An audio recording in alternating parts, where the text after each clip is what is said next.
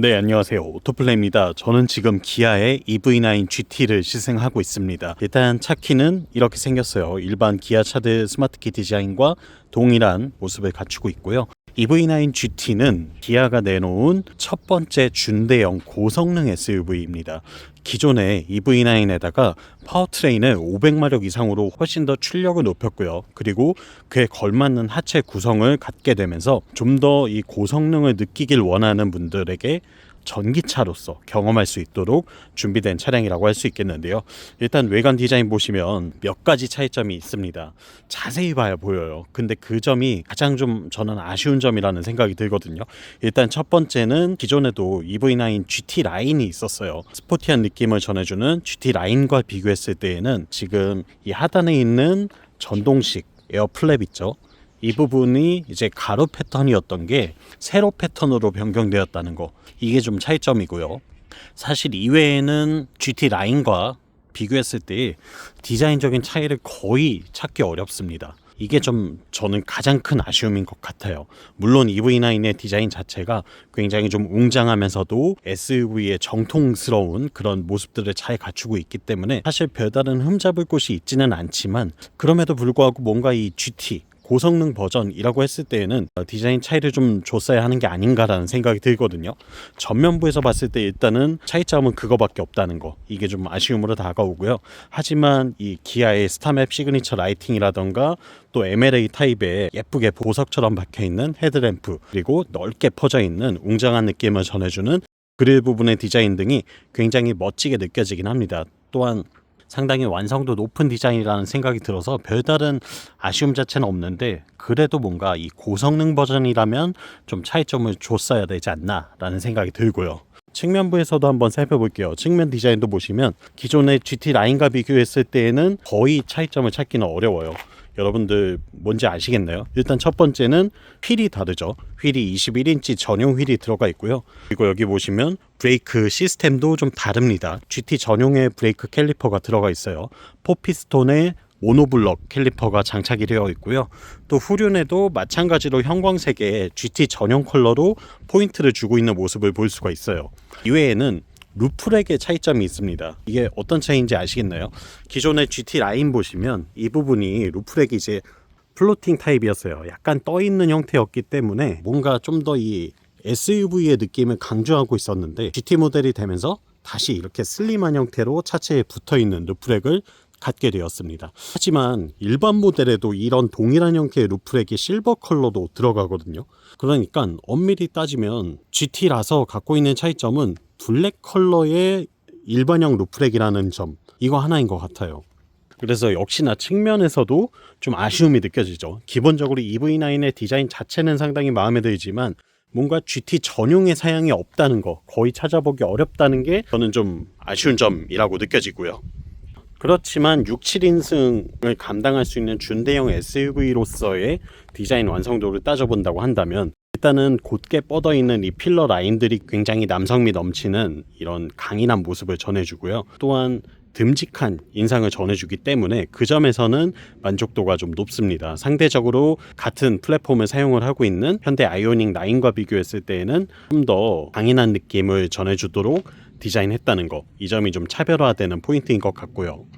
그리고 디지털 사이드 미러가 적용이 되어 있어요. 그렇기 때문에 굉장히 슬림한 형태의 디지털 사이드 미러를 보실 수가 있는데, 이게 공기역학적으로 보거나 뭔가 디자인적인 관점에서 봤을 때에는 꽤나 멋진 요소가 되긴 하거든요. 근데 개인적으로 역시나 주행을 해보니까 여전히 좀 불편함이 따르긴 했습니다.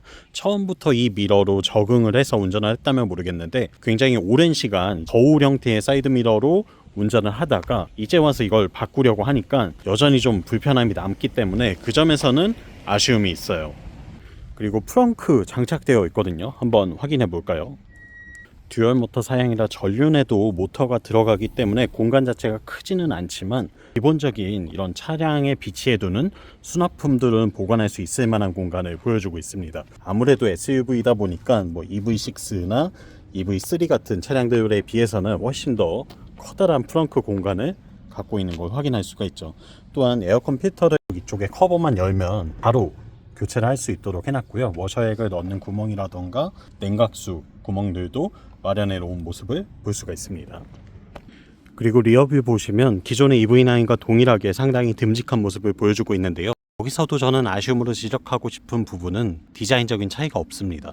이게 GT 모델이라는 걸 알아차릴 수 있는 요소라고는 뒤에 붙어있는 저 작게 있는 GT 배지 하나, 저거거든요. 사실 이거 외에는 차에 대해서 진짜 전문가라고 하더라도 이 차가 과연 EV9 일반 모델인지 또는 GT 라인인지 GT인지 이거를 알아차리기 어렵다는 게 큰 아쉬움이 돼요. 물론 이제 가격 차이가 그렇게 크지 않다는 게 어떻게 보면 위안이 될 수도 있겠지만, 사실 GT 사는 분들은 뭔가 좀 더 스포티한 이미지를 원하셔서 구입을 하는 걸 거잖아요. 그렇다면 금액을 더 지불하더라도 뭔가 분명하게 확실히 다른 차이점을 원하실 수 있는데, 그 점에서 봤을 때 눈에 확 들어오는 건 오직 저 휠 안에 있는 형광색 브레이크 캘리퍼 뿐이라는 거, 이 점이 저는 여전히 아쉬움으로 남고요. 외관 디자인 완성도 자체는 높지만 뭔가 변화를 주지 않는다는 건 기아가 다시 생각해 봐야 될 부분이 아닌가 싶어요. 후면에는 카메라 3개가 배치되어 있습니다. 일단 번호판 바로 위에 있는 후방 카메라, 그리고 중간에 있는 빌트인 캠용 카메라, 또 상단에 있는 디지털 센터 미러용 카메라가 각각 나눠서 준비되어 있고요. 계속 말씀드리지만 언젠가는 이걸 좀 통합하는 시점이 와야 될 것 같아요. 트렁크 공간도 한번 볼게요. 이 차는 6인승 구성인데요. 3열을 사용하고 있을 때에도 트렁크 공간이 그렇게 작지는 않습니다. 골프백을 수납하는 데에는 충분히 가능한 수준의 적재 공간을 확보하고 있고요. 3열을 접게 된다면 아주 넓은 트렁크를 활용할 수 있기 때문에 준대형 SUV로서의 가치는 충분히 활용할 수 있다고 보시면 될 것 같고요. 좌측에는 실내에서도 트렁크를 열 수 있는 버튼이 별도로 하나 마련이 되어 있어요. 이게 어떨 때 쓰이나 봤더니 제가 차박을 해봤거든요. 이 차 안에서 쉬고 있을 때 트렁크를 열고 싶으면 굉장히 편리하더라고요. 그리고 12V 파워 아울렛 준비되어 있고요. 우측에는 보시면 3.6kW까지 쓸 수 있는 V2의 커넥터가 마련되어 있고, 그리고 2열과 3열 시트를 모두 다 전동으로 폴딩할 수 있는 기능도 갖추고 있어요. 이외에도 이 하단부 커버를 열어보면 또 별도의 수납 공간이 준비되어 있기 때문에 차체의 공간 자체는 굉장히 많이 준비되어 있다라고 보시면 될 것 같아요. 물론 전동 테일게이트가 장착되어 있고요. 도어를 열고 실내도 한번 살펴보겠습니다. 일단 2열은 지금 수동식 선블라인드 갖춰져 있고요. 그리고 열선 시트와 통풍 시트도 준비되어 있어요. 여기에 타고 내릴 때 편의성을 높여주는 핸들도 마련이 되어 있고요. 시트는 6인승 구성이기 때문에 독립식 시트가 장착이 되어 있거든요. 2열 시트까지도 이 GT 모델 전용의 시트를 장착했다는 것은 굉장히 만족스러운 부분입니다. 사실 외관에서도 이런 좀 차이점이 강조되기를 바랬었던 것 같은데 그게 없다는 게 좀 아쉬움이었죠. 어쨌거나 실내에서의 만족도는 상당히 높은 편이고요. 2열 시트는 모두 다 전동으로 조작할 수 있게 되어 있어요. 또한 릴렉션 컴포트 모드를 지원을 하기 때문에 이렇게 무중력 모드로 편하게 쉬면서 이동하는 것도 가능하고, 또 시트의 리클라이닝이나 슬라이딩도 물론 지원을 하고 있습니다. 여기에 1열 시트도 보시면 이 등판 부분에 이렇게 네온 조명을 넣어놨고요. 또 알칸타라 재질로 고급스럽게 마감을 해놨어요. 굉장히 고성능 차량들에 장착되는 그런 코브라 시트 형태의 디자인을 취하고 있기 때문에 이런 부분들은 굉장히 높은 만족감을 전해주는 것 같네요. 이외에도 듀얼 썬루프가 장착이 되어 있어서 상당히 시원시원한 개방감을 전해주고요. 후면에 있는 썬루프는 블라인드만 열리는 형태입니다. 유리 자체가 오픈되진 않고 전면에 있는 썬루프만 유리가 열리는 형태예요. 아웃슬라이딩 타입으로 열리더라고요. 네, 실내에 한번 탑승을 해볼게요. 일단은 지금 2열 시트를 최대한 뒤로 밀어 넣은 형태거든요. 여기서 제가 운전하기 딱 편한 자세로 1열 시트를 맞춰놨고요.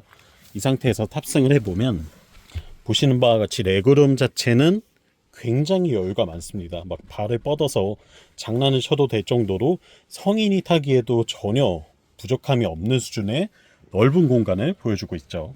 그렇기 때문에 이 실내 공간 자체는 상당히 여유롭게 쓸 수 있다라고 말씀드릴 수 있겠고요. 다시 여기서 2열 시트를 최대한 앞으로 좀 당겨 볼게요.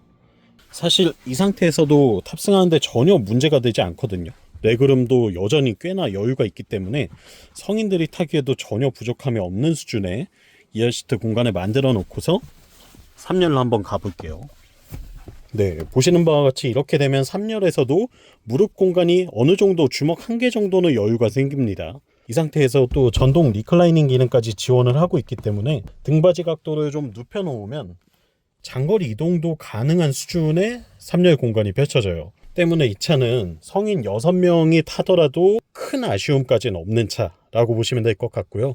또 컵홀더와 팔걸이 역할을 해주는 공간도 마련이 되어 있고 100W의 USB-C 타입 충전 포트도 준비되어 있습니다. 그리고 상단에는 이렇게 에어벤트까지 마련이 되어 있어서 실내 공기를 굉장히 쾌적하게 누릴 수 있다는 면에서도 장점이 될 것 같네요.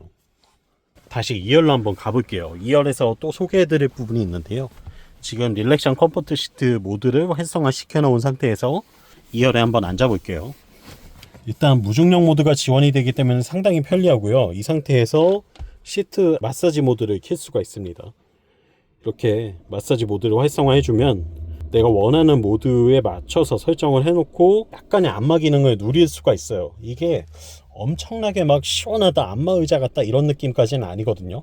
근데 진동을 꽤나 세게 주기 때문에 간단히 피로를 풀어준다는 역할 정도는 충분히 할 수 있는 것 같아요. 다만 이제 옵션으로서의 가치가 있냐라는 점을 따져봤을 때 저는 굳이 추가할 것 같진 않습니다.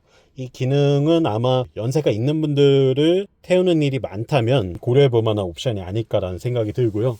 또 2열에도 사용할 수 있는 컵홀더 마련되어 있고요.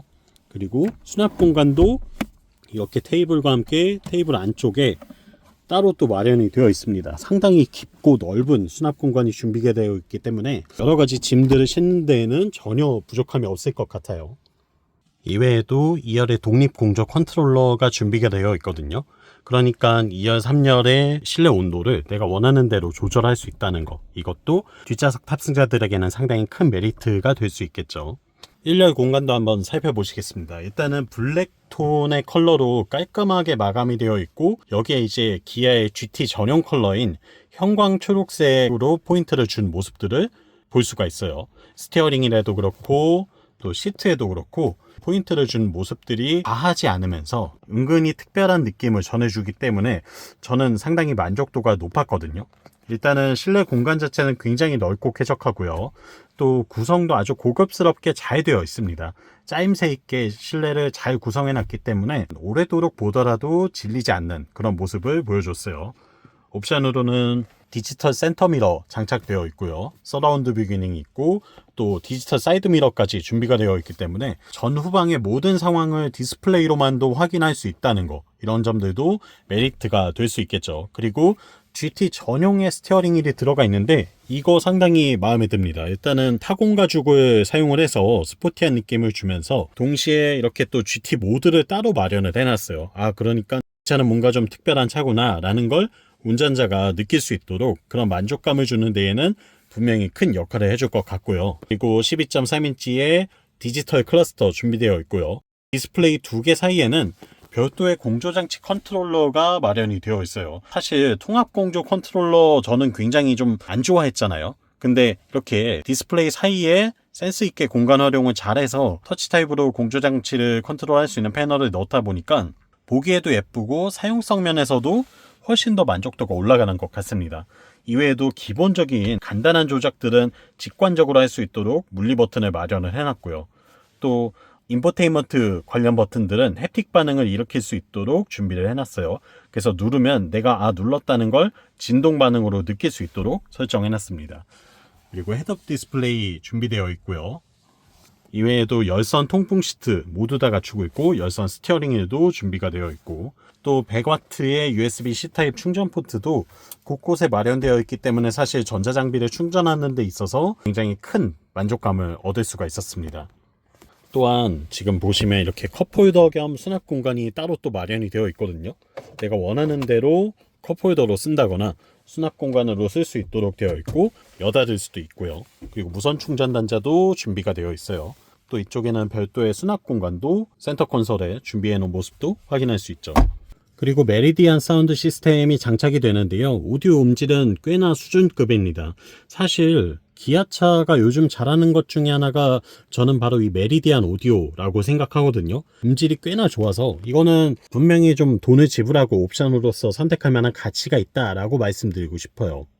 이외에도 전반적으로 저는 이 블랙으로 고급스러운 느낌을 자아내면서 동시에 이 형광 컬러를 통해서 고성능 차의 느낌을 약간씩 은근히 드러내고 있다는 점, 이런 부분들이 상당히 만족스러운 요소로 작용을 했고요. 제가 익스테리어 디자인에서는 고성능 모델만의 차별점이 없다고 아쉬움을 많이 이야기했지만, 적어도 이 실내 공간만큼은 상당히 잘 꾸며놓은 것 같아서 만족도가 높았습니다. 그리고 또 한 가지 소개해드릴 기능이 있어요. 이게 GT 모델 전용의 소프트웨어인 것 같은데, 퍼포먼스 타이머라는 버튼을 눌러주게 되면 이 차의 제로백 성능이라던가 또는 200m 달리기 기록, 400m 달리기 기록 등을 체크할 수 있도록 만들어주는 재밌는 소프트웨어가 탑재되어 있더라고요. 저도 그래서 이 차를 시승하는 내내 몇 번 좀 활용을 해봤는데요. 지금 보시는 것과 같이 이렇게 제로백 수치가 몇 초가 기록되는지, 200m까지는 몇 초 만에 가는지, 400m는 몇 초 만에 가는지를 보여줍니다. 제로백이 이 차가 4.5초를 공식 기록으로 소통하고 있잖아요. 실제로도 이 기록에 맞춰서 준하는 성능이 나오는 걸 직접 확인할 수가 있었고요. 또한 400m 드래그레이스 실력도 꽤나 준수한 수준의 성능을 보여준다는 걸 직접 볼 수가 있었습니다. 사실 이런 건 뭐 엄청나게 대단한 기능은 아니라고 할 수 있겠지만, 그래도 뭔가 이 고성능 차를 타는 오너들에게는 또 하나의 만족도로 작용할 수 있는 요소가 되기 때문에 저는 굉장히 인상적이었어요. 네, 이렇게 기아의 고성능 SUV EV9 GT를 한번 살펴봤습니다. 다음번에는 이 차의 직접 주행감이라던가 퍼포먼스 부분에 대해서도 같이 다뤄보도록 하겠습니다. 영상 유익하셨다면 구독과 좋아요로 응원도 많이 부탁드리고요. 전 다음 시간에 또 재미있는 차의 시승기로 돌아오겠습니다. 다음번에 또 만나요. 안녕.